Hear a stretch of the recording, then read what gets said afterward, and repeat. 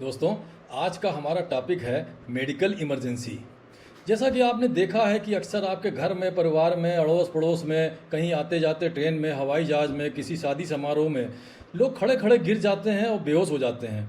ऐसे में यदि आपको फर्स्ट एड का नॉलेज है, आपको सीपीआर देने आता है, तो आप कई लोगों की जान को बचा सकते हैं। इसके लिए आपको 3 चीज़ों को याद रखना है। नंबर 1, सी से सर्कुलेशन, व्यक्ति का सर्कुलेशन यानी खून का दौड़ान चल रहा है कि नहीं। दूसरा हो गया ए, मतलब उसका एयरवे क्लियर है कि नहीं, सांस की नली क्लियर है कि नहीं, कहीं जीभ तो नहीं पीछे पलट गई है। और बी से ब्रीदिंग, ये व्यक्ति सांस ले रहा है कि नहीं।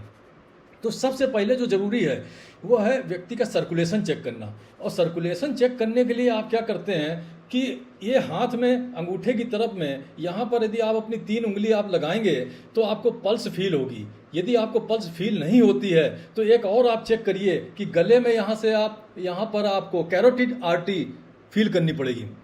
यदि वो भी नहीं फील होती है, इसका मतलब यह है कि उस व्यक्ति का सर्कुलेशन खत्म हो गया, खून का दौड़ान खत्म हो गया। ऐसे में ब्रेन में ऑक्सीजन जाना बंद हो जाएगी।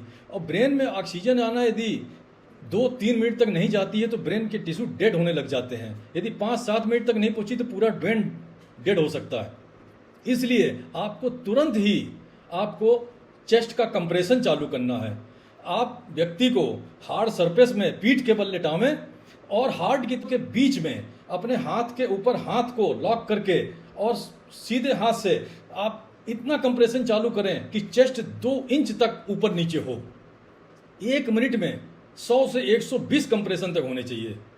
तो ऐसे में व्यक्ति रिवाइव हो सकता है। यदि आपके पास कोई और हेल्प मिलती है तो उस व्यक्ति का चिन लिफ्ट करके आप उसका एयरवे भी क्लियर कर सकते हैं। और उसके बाद में ब्रीदिंग देने के लिए मुंह में कोई कपड़ा या रुमाल डाल करके अपने पूरी सांस को खींच करके उसके मुंह में ब्लो करने से चेस्ट उठता हुआ दिखेगा। ऐसे ब्रीदिंग भी की जा सकती है।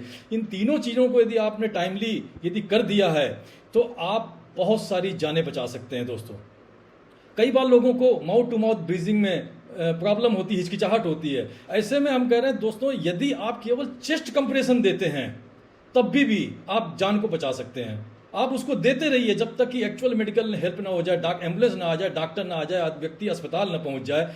निश्चित रूप से आप कई सारी जानें बचा सकते हैं। और ये भी हो सकता है कि कोई व्यक्ति आपकी जान को बचावे। इसलिए दोस्तों, जानकार रहिए और दूसरों की जान बचाइए, अपनी भी जान बचाइए। धन्यवाद।